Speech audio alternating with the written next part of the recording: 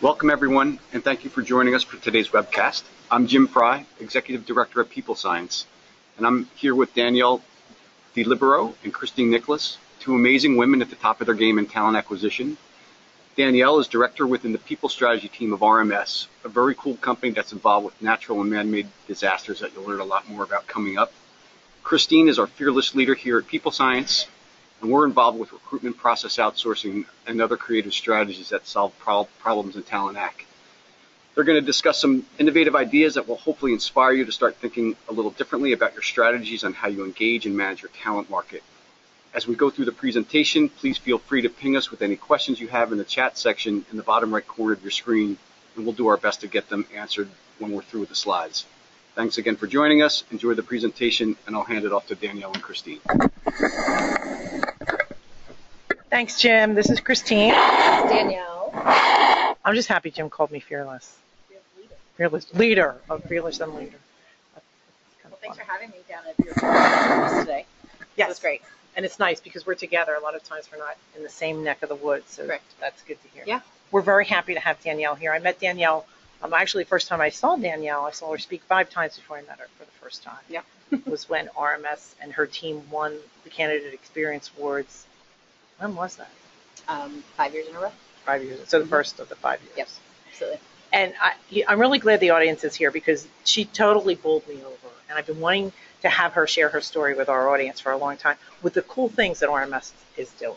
So it's exciting. You know, we are a small but robust company. We do a lot of interesting things. And our talent acquisition team, our people strategy team is just very committed to finding the best people, doing what's interesting, being true to who we are as an organization and making it work for our clients and our employees. And you're doing it. We're trying. You know, we were talking a few minutes ago, too, about as talent acquisition professionals, if we stand back and we look at what we're doing and we say, this is my budget for networking, this is my budget for conferences, this is my subscriptions, these are my job boards.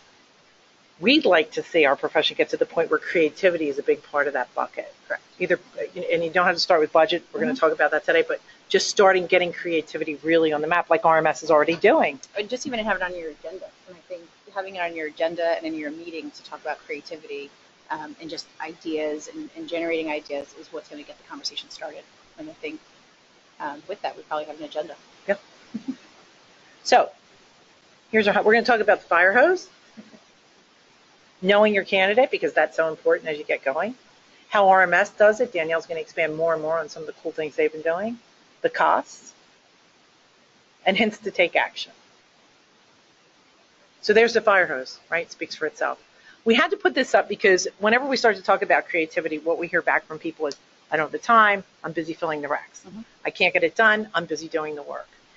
And this puts us constantly in that reactive mode as compared to proactive. So we wanted to get it out there first. And by the way, that's the new one. I'm no longer drinking from fire hose. Now I'm changing the wheels on the bus. The wheels on the bus. While we tried to find a picture, yep. Right? We couldn't find a picture of anybody changing wheels on the bus because while it's moving, nobody does that. We did find guys changing wheels on the Jeep as it was moving, as it was flying, but it just didn't. And the new thing is that so we're trying to get away from these. Right. I'm drowning. We know you're drowning. We've been there. We've been drowning. And I think the thing about this fire hose picture is so many of us, you don't have just one rec. You know, and sometimes in bigger organizations, you don't just have one department you cover. And so you're looking at multiple departments, multiple requisitions, multiple candidates within each requisition, internal candidates, employee referrals. I mean, there's just so much that's going on. And then on top of that, you know, if someone has a special project they want you to work on. And so where do you actually find that time to say, you know, how do I get back to being a recruiter and actually recruit people versus being a process administrator? Right. And how do I act on the leadership side of that? Right. Because creativity comes from the leadership side. And if you're feeling like you're getting hit in the face, like in this picture, it's really hard to become creative.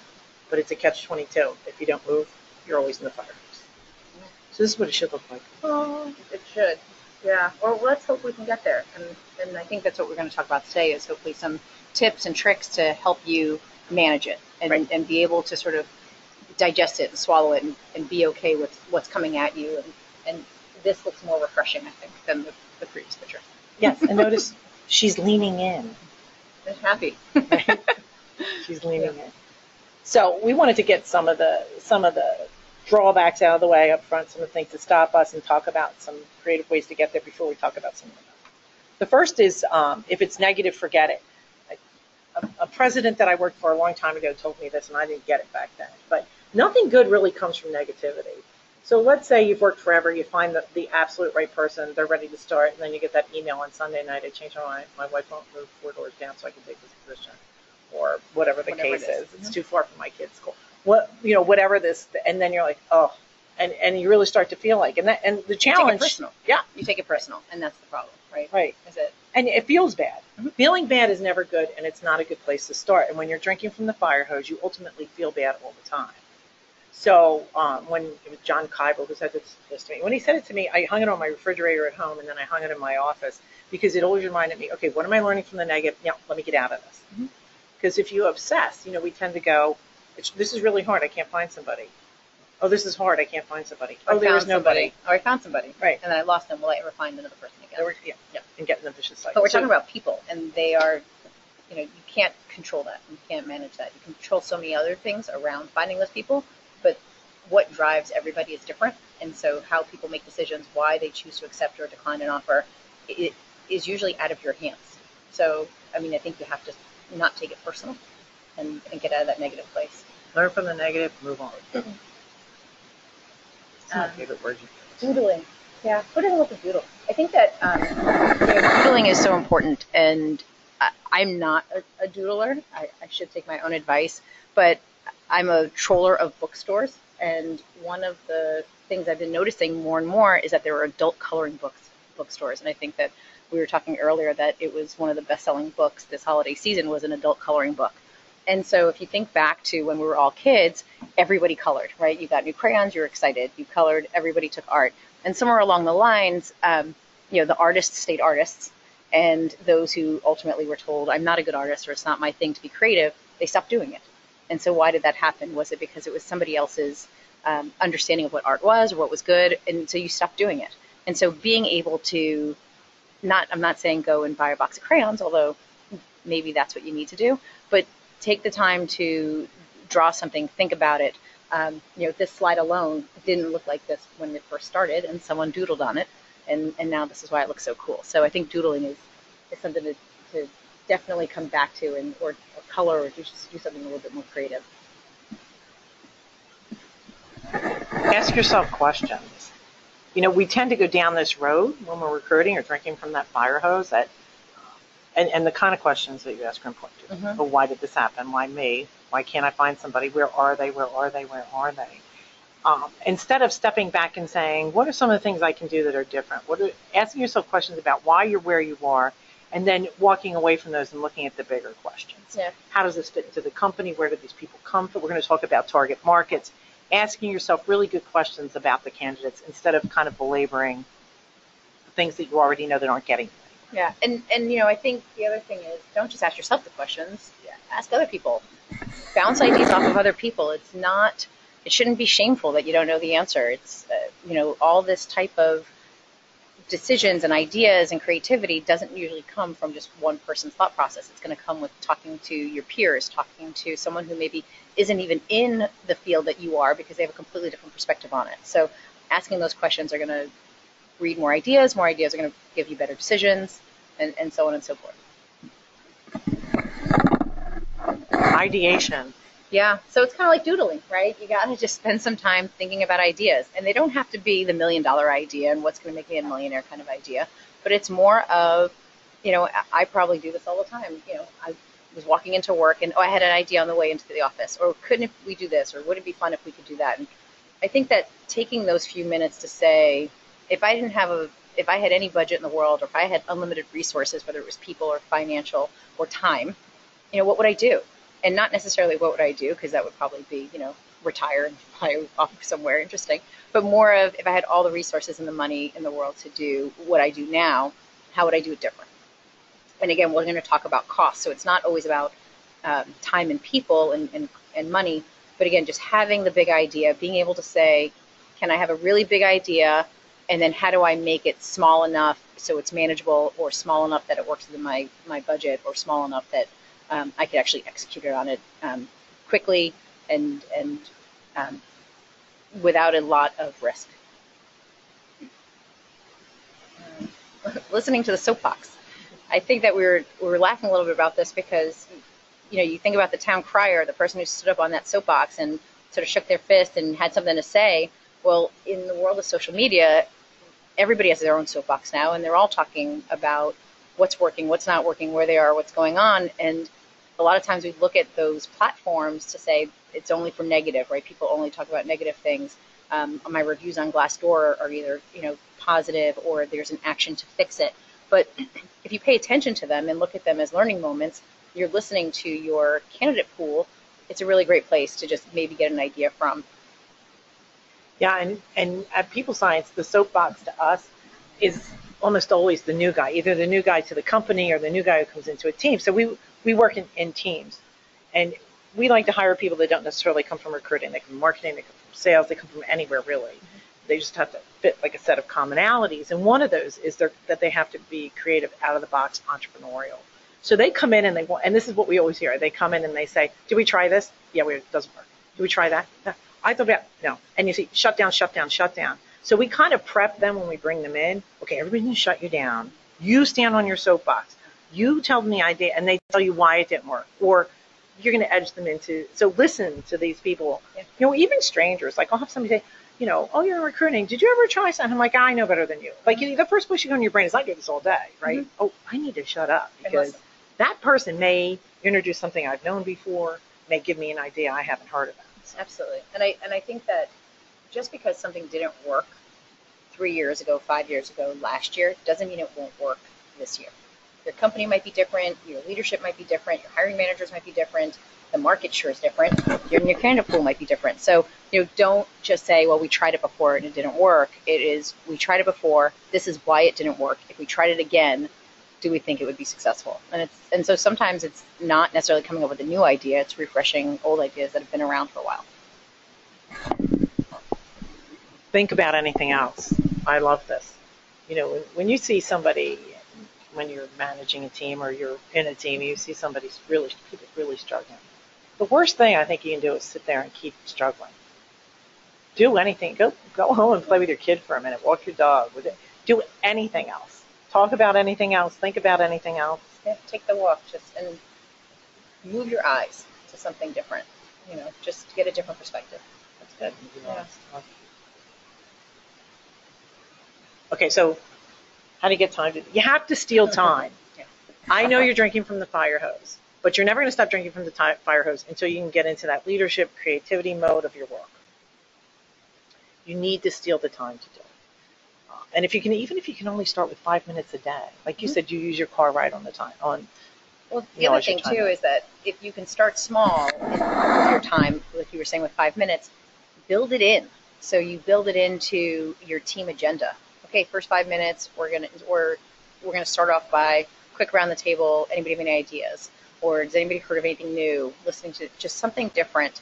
So if you could build it in, if you have to put it on your calendar as a meeting for yourself every day at a certain time, do that. But build it in. I think we build in lesser things onto our calendars every day than stealing a little bit of time for ourselves to brainstorm and think about things. One of the big misnomers too, I think, in recruiting, I think we hear this from hiring managers. I remember years ago seeing this from a manager saying, "Can't your team just work harder and faster?" No. And sometimes when you're really good at what you do, if you work harder and faster and just keep doing the same thing, you just keep hitting the same wall until you break your head. Mm-hmm. And it doesn't really get you anywhere. Yeah, we say all the time that you can't always train to go to the Olympics, right? Eventually, you either have to go or you have to rest. You can't always be in that intense training mode where you're pushing yourself harder and harder and harder every time, because eventually you're either going to get injured or you're going to give up or you're going to get tired. And so you can't always be in that training mode. You have to give yourself that time to shut down, close down, rest, come back refreshed, ready to go, reinvigorated, re-excited. So back to your talk, starting small, even one rec. One rec. And I think that that's where we start to get a little bit overwhelmed, is when we say, I need to be more creative. I have to find, I have 25 recs, I have 50 recs, I have 6 recs, whatever the number is that you have. How am I going to come up with a program? Marketing owns this, and I don't have the budget for. I mean, there's just so many things that we could talk ourselves out of why we would do it. But again, if we think about one rec and we pause for a second and sit down with that hiring manager or with our team and say, let's try it, right? It's going to be failing fast and failing quick, one rec versus creating an entire programmatic event for the entire talent acquisition team. Instead, you say, we're going to, how many times do we pilot things? So this is like piloting. Just take one rec, try something different with it, measure it, see how it goes, and then go from there. Cool. The other two bullet points we did talk about, but I do want to talk about valuing your creative time. Even if your boss doesn't. Okay, bosses. I didn't say that, but I did. If you don't value your creative time or somebody else doesn't, don't let that bother you, because when we look across the board and if we all just took a moment to think about who's the best recruiters we know, they're always creative, right? They always have a creative side. So you've got to give that. It's almost like, I don't really know how to do Boolean strings, so I'm going to take a class and really learn how to get better at it, or I'm really going to learn this, this one particular site. Or you have to do the same thing with creating, no matter what anybody says. That's just the theme that we have. Mm-hmm. Yeah. So before we launch into what Danelle, we figured that we'd be getting some questions, so we wanted to kind of hit the nail on the head about creative recruiting and show you two different versions. The first ones we're going to talk about is short, instantaneous, getting a quick result. I love this. I don't know if you've seen it. We saw it a couple of years ago. So this is a bar that needed dishwashers. And instead of going to Craigslist, which I don't think they have Craigslist, posting an ad in Denmark, which is where this was, or posting an ad, which all costs time and money, they created a sticker with somebody's lipstick and put it on their glasses. I mean, great. A new dishwasher was hired in 1 week. Creative, inexpensive, anybody can do it. And who is their market? Their market is the people who come to the bar, right? So if it isn't me, then maybe it's my brother who needs a job in the meantime. Brilliant, creative. But it's also important to remember that you need to know your market. And so this worked at this pub in that location. It wouldn't work maybe at a 5-star restaurant. So again, know who your candidates are and where they are. Right. No dirty lipstick on my champagne glass. I'm good without that. So, but this is a short-term solution. So creative, I think it's a misnomer that creative only works for long-term. Certainly, we see a lot more creativity in long-term solutions. We're going to look at that in a second. But you can do it in the quick term, too. We'll see some other examples. The next portion of the slide talks about the sum of all thrills. If you haven't been there, this is an exhibit by Raytheon. It's at Epcot Center. This is a personal favorite of mine because in 2012, I guess I was there with my kids, my friend's kid, and my friend's son, Michael, comes from a long lineage of engineers, mechanical engineers. This kid is brilliant. He's got the genes. He's got everything it takes to be a great engineer. So when we went to the Sum of All Thrills, it allows, and you can see the kids looking at the glass, you'll see that what they're doing is they're creating their own roller coaster or their own speedway, and then you take the simulation. Yeah, so you take this and you get in the simulator and you ride it, which I thought was cool. I got to ride it with Michael. So I saw Michael just a few months ago, and he said to me, now he's, fast forward to 2016, he's in high school, and he's saying, Raytheon made the stealth bomber. Like, you remember Raytheon? He did remember Raytheon, right? He was at Disney World, and he remembers Raytheon because he's an engineer. And it had an impact. It had an impact. Yeah, it was a positive impact on something that was of interest to him. Right. Yeah. Now, this is much more expensive than putting stickers on park glasses. Yeah. However, our team was mulling this over, and we were talking to you about it, too. What if Raytheon was also targeting the other engineers that were bringing their kids there, right? So you can look at this really holistically and even go a little further. Put a couple iPads up, apply here, and there you go. It's also really about, again, marketing and recruiting overlap so much.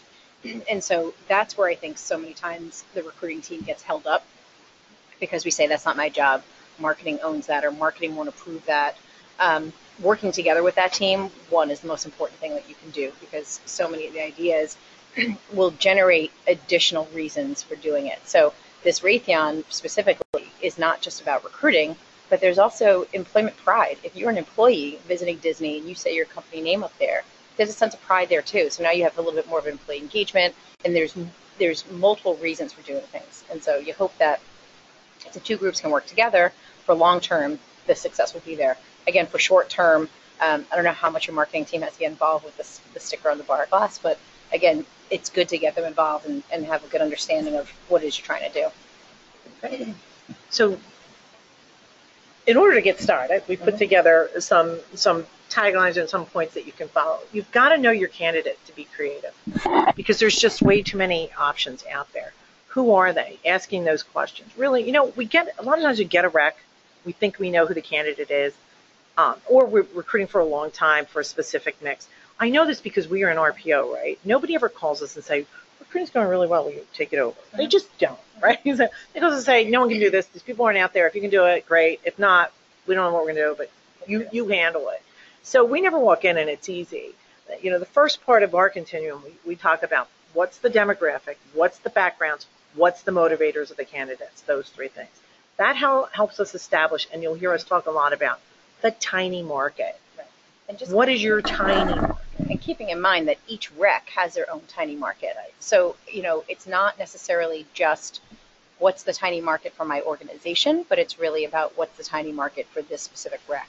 And we'll talk a little bit about more what RMS is, but, for us, with our demographic, our background, our motivators, we have two very different types of people that we recruit. We have applied science. We have sort of anybody with an ologist after their name, with PhDs and multiple degrees.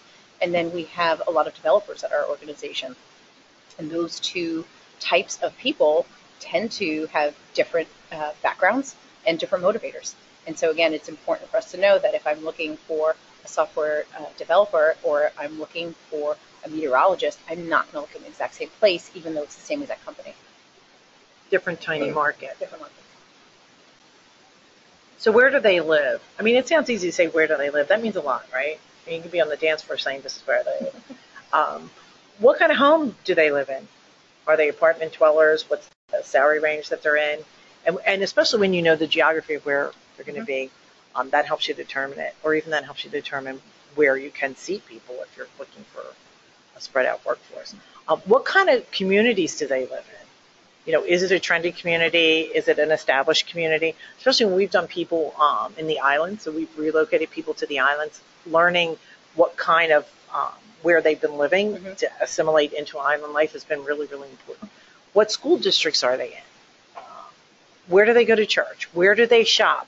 Where are they? And meet them where they are, right? So it's not just about knowing where they are, but now, I mean, if you just looked at this one slide, you can do, wait a minute, that development. Where are you going to picture yourself? Where are you going to?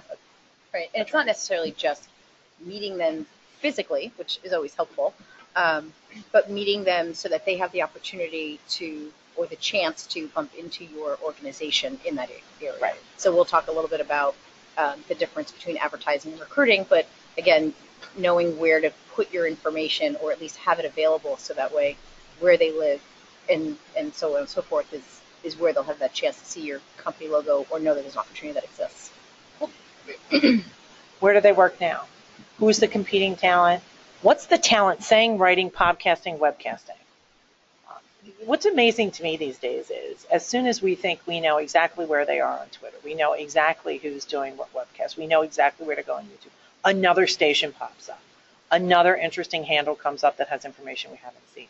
So thinking of your tiny market and really concentrating on what conferences do they go to, where are they writing, where can I find out where they're chatting, what's important to them in their work.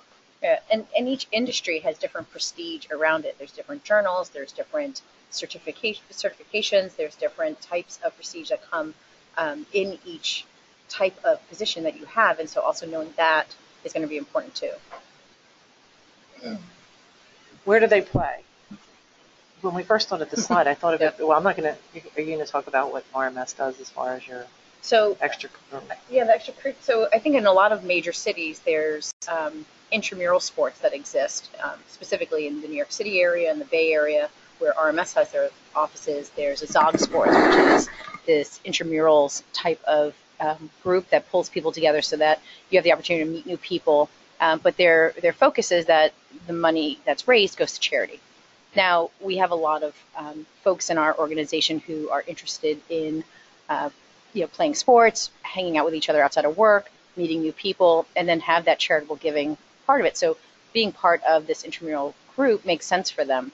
but they play against other teams, and those other teams are made up of people who have some of the same types of ethics, morals, values that our folks do too. So it's really easy for our folks to walk out there with their RMS shirt, socks, headbands, and really talk about what they do as an organization, and get folks who I would have never had the opportunity to meet, at a volleyball game or a basketball game, to know what RMS does. And so I think it's just nice to know that there's other avenues that you can go to. And professions flock together. That's just what they do.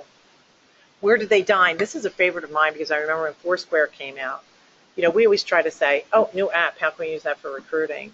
And there was a lot of challenges going on here, but I happened myself to have been at a bar and was logging in at Foursquare and saw that there was a name that I recognized. And it turned out, like a long time ago, our team had placed this fellow with a client.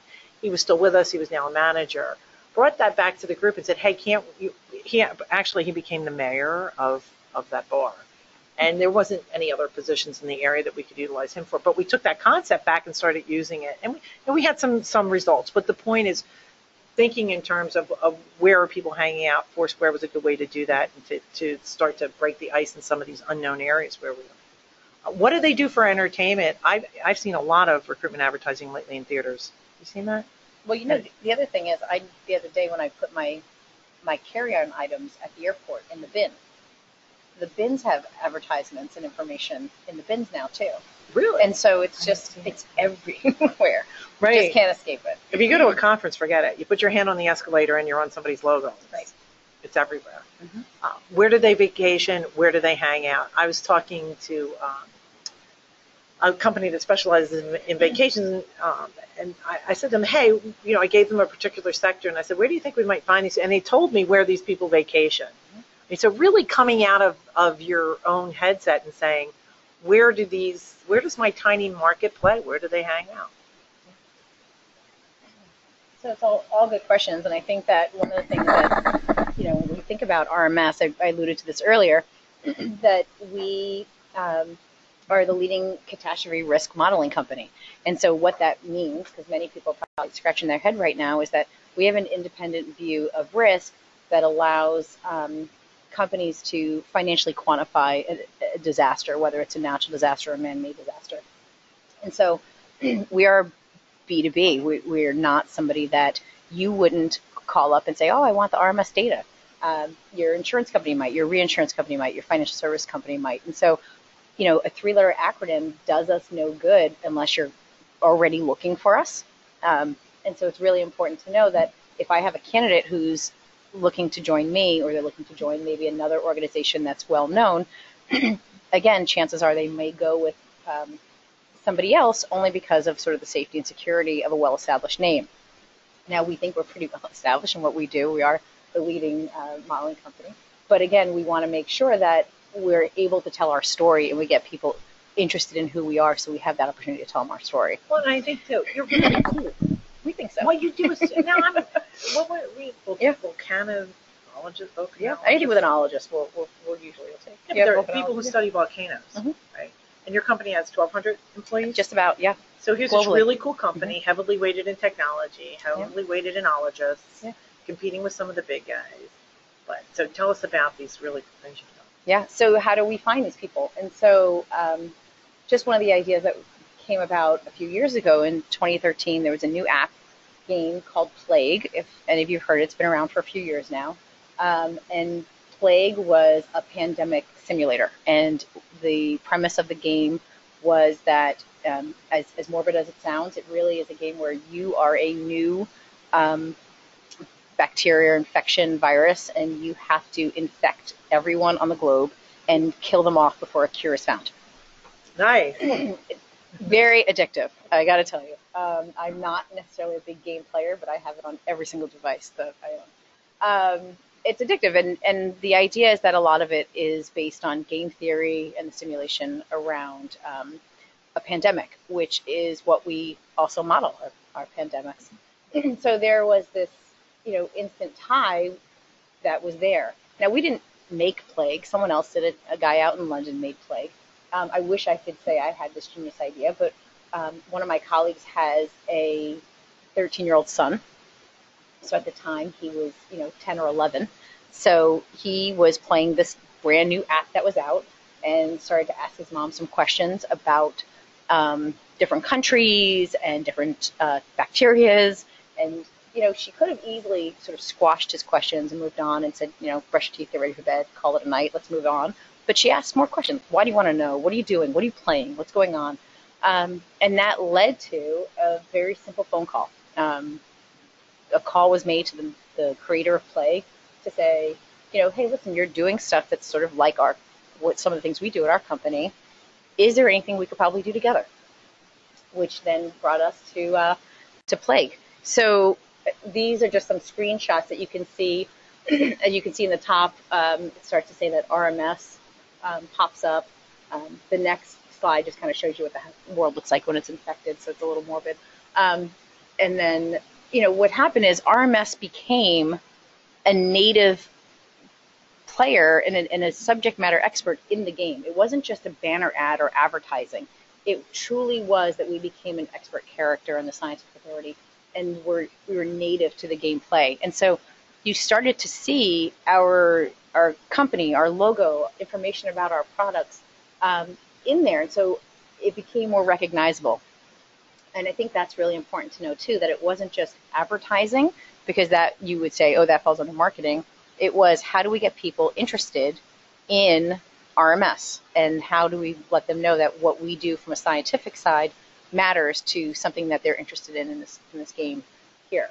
And so, it really does talk to how we all talk about connecting recruiting to the business. Right. So in this case, it's recruiting marketing that's the catalyst towards marketing. So you're leading the way for the company, because these players are also people that will not only join the company, but wind up using the company's services. And just like your Michael back at Epcot, again, this 13-year-old may, and the hope is, remember the RMS brand or logo or just the world of pandemics and outbreaks.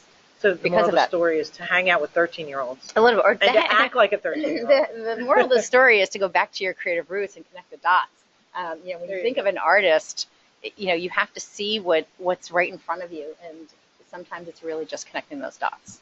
And so again, our logo popped up, our brand popped up, information about what we do popped up, and it really changed a little bit. Now that's a long-term. That was a long-term effort that we did. It was a little bit more money than maybe some people had, but it got us $1 billion, 2 million. Yeah, 1.2 million impressions. And so, how did we do that? We did that with, just under $100,000. Now, not everybody has $100,000 to take a risk on a video game, and I get that. But it was really great because it was for long term. It also allowed us to do some really interesting things internally as well. So we started to do some play competitions in our office. So it wasn't just about talent acquisition. It was really about talent engagement as well for our current employees. And how do they then have a sense of pride that their company logo is in a game that a lot of people are playing? So again, don't think of it as there's only one reason to do this. If you really get something good, you can hook it into so many different parts of your business to make it work. And that's like 1/16 of a penny, of a penny per impression. Right. And so, we're not in Plague anymore. We've moved down. We're kind of a group that wants to always try new things. And I think the most important thing to note is that, it took a phone call to figure this out. That's all it did was take a phone call. And so you can have that idea going into the office every day. You could have that idea sitting at your desk, but unless you execute on it, it's just never going to come to life. And so the cost of a phone call really got us, a huge change in our market and our talent acquisition. So I think that that's important to just think about as well, as to say, how much is it really going to cost? And for us, the cost was one phone call. One phone call. Yeah. And so, again, I talked a little bit about cost, and cost is always on our minds, right? We're a non-revenue producing department, and so we are usually the ones who have the smallest budgets. And I know that. I've been doing recruiting a long time, and can you do it cheaper next year? Can you do it with less next year? Can you hire more people with less next year? We're a magician. We should change our name. And so I wasn't told that, but I wasn't told to use less money the next year. But there are ways to do things that are just as engaging that don't cost as much. And so here's my pile of Legos. I should say building bricks, right? Is that right? Officially, I should say I was using building bricks. And what we wanted to do was really have a more hands-on approach when we met our candidates. And so now this was more in line for our young professionals. So I don't want to say that, it worked for my entire market. I wasn't bringing this out to senior level PhD candidates who were looking to become the SVP of my product. This worked for my junior professionals who were coming in, maybe the new college grads who were coming in. And so here were, the Legos that we were using. We went out, we used them at a lot of our recruiting events. We had them available, and we made our conversations with them so much more interactive. They became conversations instead of presentations. And that is part of the experience. We wanted to make sure that when people were learning about what RMS did, they knew that it was very much a hands-on type of company. It was about creativity. It was about problem solving. These pictures are actually a little hard to decipher unless you know what they are, but as I said earlier, RMS builds models. Those are much more scientific and mathematical, but the take on the word and the play on the word was, can you build me a catastrophe model? And so using the building bricks, that top left picture is of a dam breaking, which would be a catastrophic event, of course, and would cause flooding and so on and damage. And so the students took the bricks and built what they would say would be a model would be what would happen if a dam broke. The bottom left one was the unknown.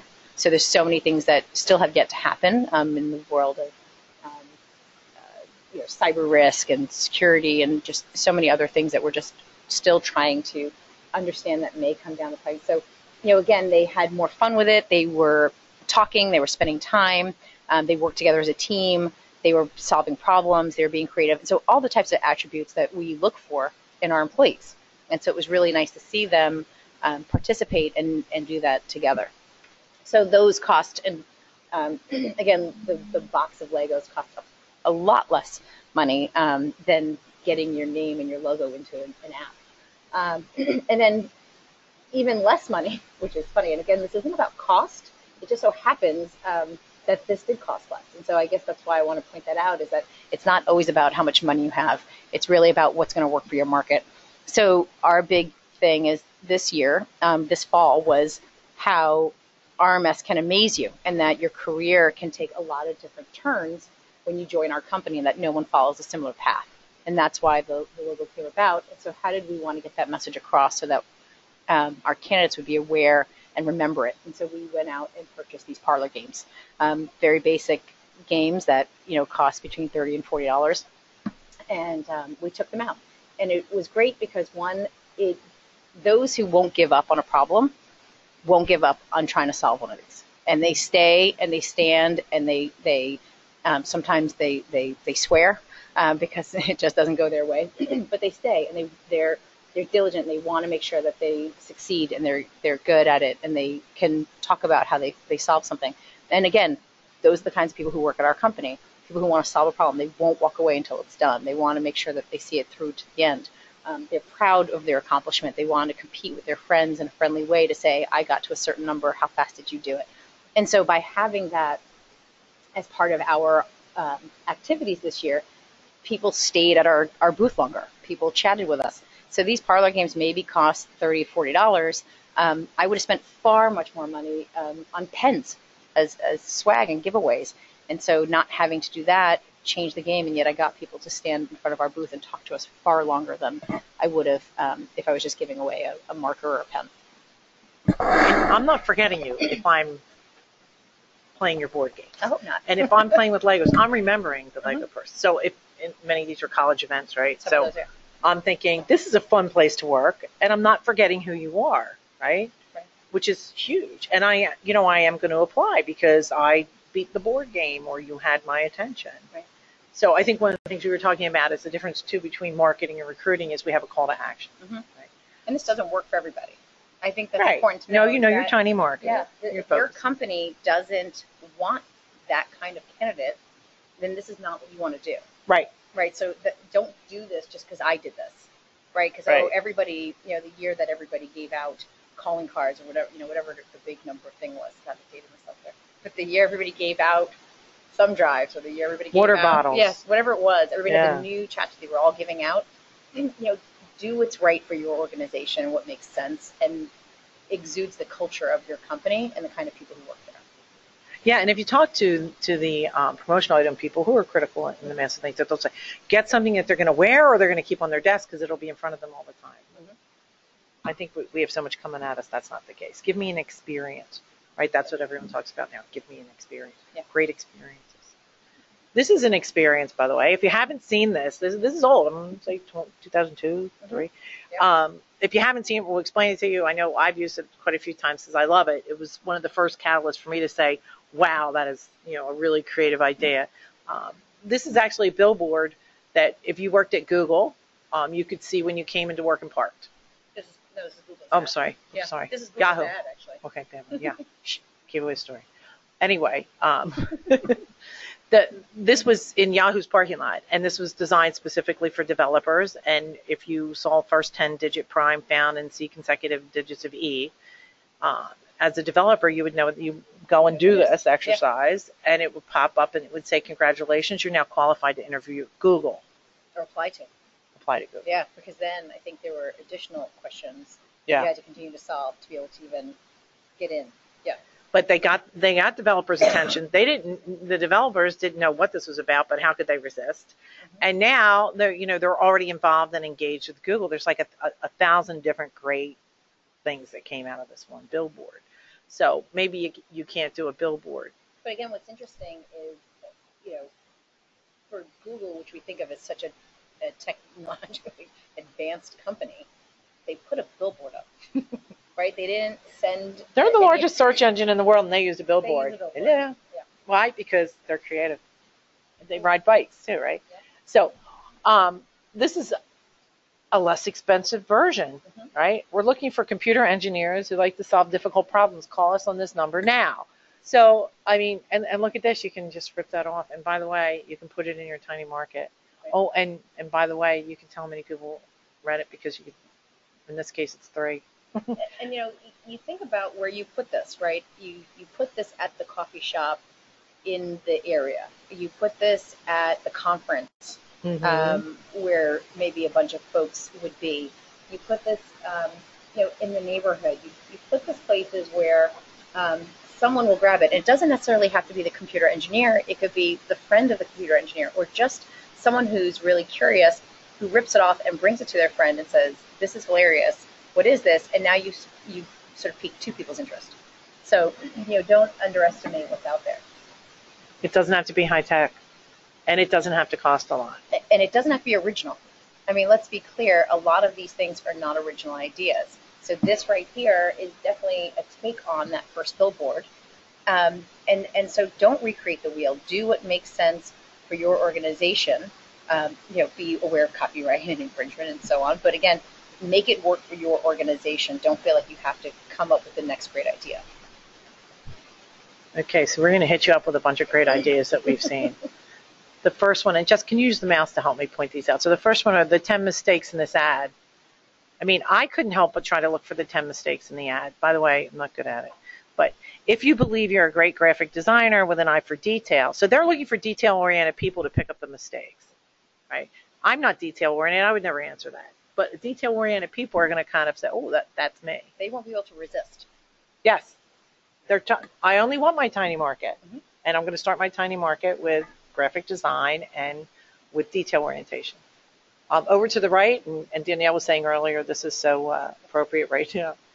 Join us or die. And timely is important too, right? You wouldn't have put this ad out maybe years ago, or you would have done it years ago, took a pause, and now put it out again. But again, if it doesn't resonate with what the market knows now, then it doesn't make sense. So you want to make sure that it's topical, it's timely, and that it makes sense.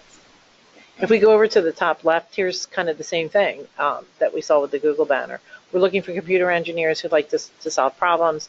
Call us at this number now. I mean, that was really clever because once you solve it, you're dialing it. Beautiful, right? And then again, getting back to practicality. So here we're talking about developers over here, professionals over, with the marketing company, and now look at the school bus. I mean, this is ingenious. Talk about knowing your tiny market. Where are you going to find school bus drivers? And it talks about so much. I mean, you're going to talk. People who are going to see school buses are people who tend to be out and about at the same time school buses are out. So that's usually between 7 and 8 a.m. and 2:30 and 3:30 p.m. People who are maybe standing at a bus stop with their kids, dropping them off, or grandkids, or whomever it is. So or someone who is sitting in a car waiting for a school bus to pass them, and so then you definitely have someone who is a licensed driver who's able to do it. So it touches on it more so than I think it hits more than what you originally think. It's targeted as a tiny market. It's focusing. It's funny. It's entertaining. People are going to read it. They're going to like it, and it prompts their interest. I mean, if I'm a parent and I'm looking for an extra income at $16.25 an hour, doing what you usually do for free, maybe this is something you haven't. Because I don't think anybody gets out of bed in the morning and says, I really like a job driving a bus. But I think this does a good job of talking about the feasibility for the people reading.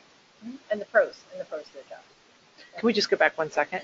There's over to the left, the grocery list. I love this. So if your grocery list, back to doodling. Back to doodling. It always comes back to doodling. Mm-hmm. So those of you, we're all talent act people pretty much on the phone. And you get that call, I'm really creative, but I don't know what I want to do. This is interesting. So it's targeted at creative people. Just a great ad. I mean, if that's who you are, you're going to respond to that. You're going to see an opportunity. Okay. This is my personal favorite because it's just so clever. Who knew the FBI was so good at talent act, right? It's funny. Yeah, and they're always at events. The FBI is always recruiting. I didn't know we have so many people. I don't know if their market is really tiny or what the case is, but this is great. So you can see this is obviously a men's room. And fly on the wall. And the fly on the wall. And it says FBIrecruitment.com. And that's all it says. I mean, It's a very simple, it says a lot in a very simple way. That saying I'm qualified if I caught that fly? Is that, what's do you even get the joke? Do you understand what a fly on the wall is and how that relates to the FBI? So, not all that, all creative, not too complicated, some expensive, some not so expensive. So here's, but yeah, we do want to remind you that all these have a call to action, which is important. That's the difference, I think, between just marketing and it's telling them there's FBIrecruitment.com. Like, come to our website. So ideas to help you get started. See a new social site or app and then say, hey, can I use this for recruitment? Used it for Foursquare and it helped. So there's a lot of them out there, tons of them out. They come out and challenge yourself a little bit to say, does this work? If it doesn't, move on. But don't do it just because everybody else is. I mean, I know I've said that before, and I don't mean to sound like a naysayer, but I would hate for an organization to do something just because it sounds like that's what everybody is doing or they should be doing it. If you know your market, you know where your candidate pool is, you'll know whether or not something will work or not. Cool. Challenge yourself and your team to come up with a creative method per quarter, per month, whatever the case is. Put a little challenge in there on yourselves. Add it to that big bucket that we talked about in the beginning. This is what we're doing for sites. This is what we're doing with our own web page. Let's put creative up there in the mix of what we do. Yeah, and this might seem overwhelming. I actually said earlier to Christine that I gasped when I saw this to say, wow, how do I come up with a creative idea every quarter? It seems like a lot, but it doesn't have to be the best idea. It doesn't have to be an entire program. It's hey, you know what I was thinking? Finish that sentence. And so I think that, have an idea a quarter. Maybe not a creative method or a program or the full scope of what you would do, but just have an idea come forward, say, if I could, this is what I would do, and then run with it. Keep good metrics and results. Yeah, it doesn't make sense not to, right? Because you'll never know if it worked, why it worked. And then, like we said earlier, revisit ideas. Just because it didn't work last year or it did work last year doesn't mean you'll get the same results this time around. And so you don't have to recreate. If you have those metrics, one, it'll help you adjust a little bit if you need to, or it'll help you sell your case and have a little bit more cut, I think, with the budget holders if you need to get more budget to do something. The the metrics won't lie, and they'll help you with your case. Right, they tell you fair on your own. So do a survey of your best hires, see where they live, work, and play. Those are the things we just talked about. So we might assume that we know, and we know what assuming does for all of us, right? So the idea is to really do some of that questioning. Proof in the pudding in that is we have a software that we use here, HireGate, that allows us to track a lot of tiny information about candidates, not applicants, but candidates before they apply. So as we're sourcing. And what happens is we're then able to go back and ask them specific questions, and then we can take that and draw a correlation between who we're approaching and compare it to who the hires have already been and say, we thought everybody lived on this side of the bay, they live on the other side. Yeah. Or we're looking at people on the other side, and the only people really taking the jobs are the people who live on this side. So being able to really have, really sit in the seat, do the information, get the information that you need, keep track of those metrics, and then take it and quantify, I really do know where they live. And I really do know where they live. Yeah, and I would caution you about sort of over-surveying your people too. So you want to be thoughtful about how often you're sending them formal surveys. When I think of a survey about your best hires, it's really, checking in with them after a week of working with you, calling them up, hey, how's it going? What's going on? Now that you've been there, how's your commute? Have you been telling your friends about your new job? What have you been telling them? Have you been able to explain to your grandmother what you do? Because I know it's really confusing. Those don't feel like surveys to your candidates or your hires, and they'll be more likely to answer you. You send them a link to a survey, they may or may not do it. No, and we should change that survey word to have a conversation. You want to have a conversation. Surveying meaning asking them some questions. Yeah, or interview them. Post-hire interview. Yeah.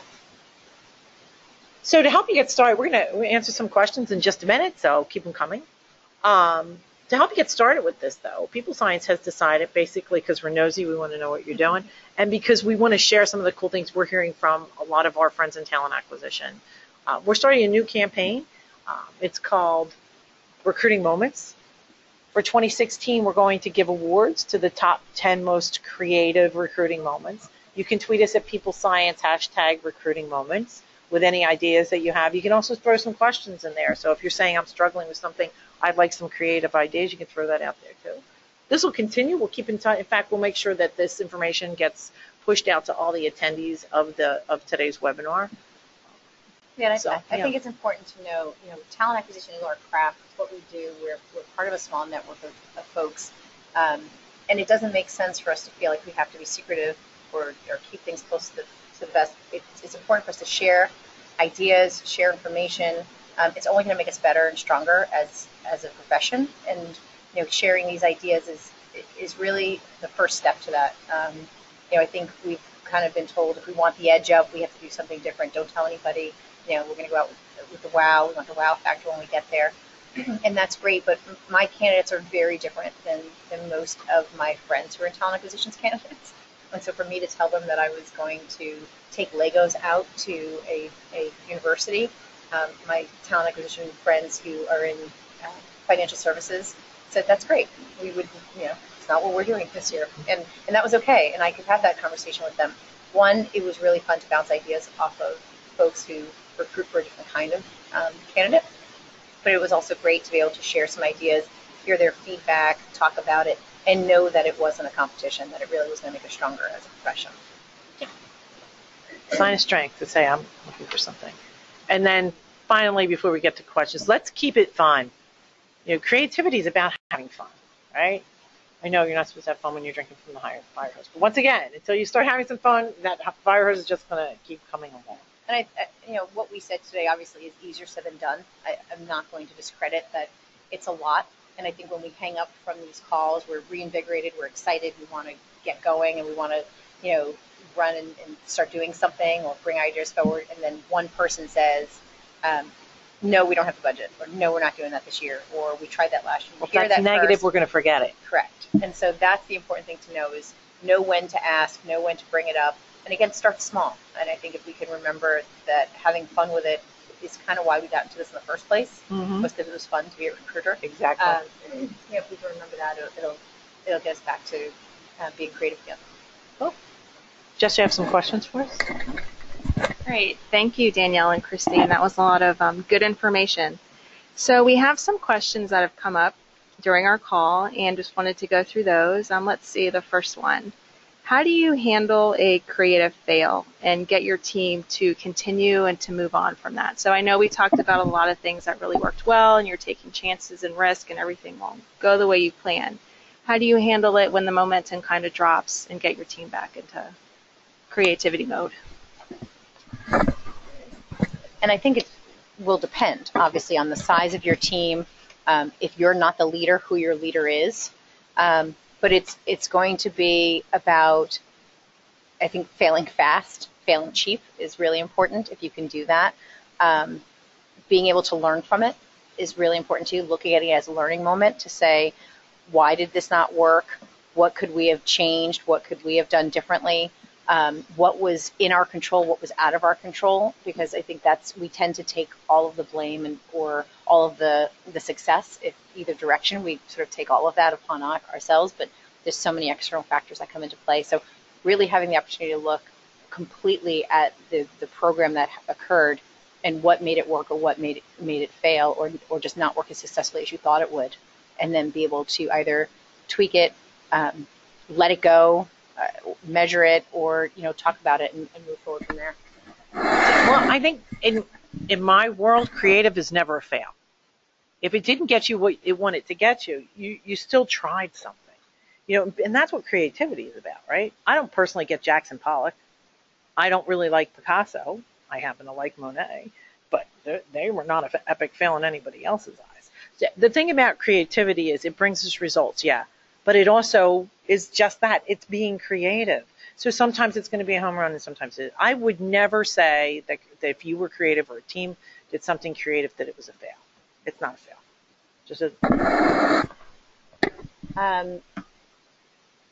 one of the questions that came in, I'm sorry just to take that from you, but one of the questions that came in asked us a little bit about ideation again when we talked about it earlier in the slides. And it's really just that creative process of developing a new idea and being able to communicate it. And so is it thinking about it? Is it working with your team, talking through how you'll get there? Is it about understanding it from beginning to end and the entire cycle of it, knowing the most basic of the elements and then knowing sort of what the end game is supposed to look like? And so it's not, I would say it's not a very exaggerated term, if you will. Many people are using it to just say, let's sit down and ideate. I know that sounds such like a silly thing to say. Yeah. Brainstorming. Or noodling. What do you say, right? They're noodling. Right? Coming up with ideas. Okay, we have another question that came in. What is the most creative form of ads that you've used recently?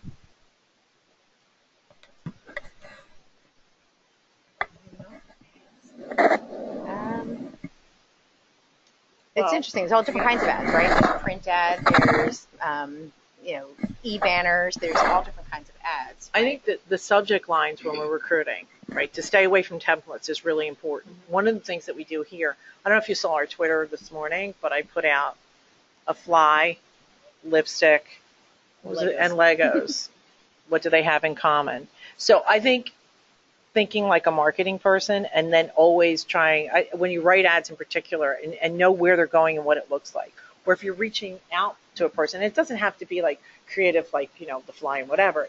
When you're writing, an email out to somebody that you're trying to entice, if you say the same, we're looking for a few people, as compared to, hey, John, developers like yourself are whatever, really getting creative even in every correspondence, I think for us has been a big help. Mm-hmm. And then I think we showed you some of the ads that we've seen out there. I know there's some really cool things that we're doing with Facebook, some advertising that we're doing on Facebook and that we're planning to do that has to do with survey work, which I think is kind of cool. But if you start to nose around, you're going to start to see some other things out there too. Yeah, and again, what works for one doesn't work for another. And so having multiple types of adverts, so whether, again, like we said, they're print, they're electronic banners, they're direct messages and direct notations to people, the fact is they have to be very specific. So everyone wants to get to this automation world, and I think what we need to remember is that we need to truly be in a customization world. because people want to feel like they specifically are being recruited for that role. And so automating it is one thing, but really remembering to customize it is going to be extremely important. Another thing I would add to that is hang out with marketing. Go talk to marketing. Get them thinking for you. Years ago I started watching Mad Men, and I swear they gave me ideas like crazy for recruitment and advertising. Hang out with marketing people and salespeople. They have great ideas. And 13-year-olds. Great, thank you. Those are all the questions that we had time for. If you have further questions you'd like us to answer, feel free to tweet us. And don't forget to join our contest and share your most creative recruiting moments with us at people_science, #recruiting moments. Thank you so much for joining the webinar. If you or a colleague would like a copy of this, we'll have it posted up on our website shortly. Thanks, Christine and Danielle. Thank you.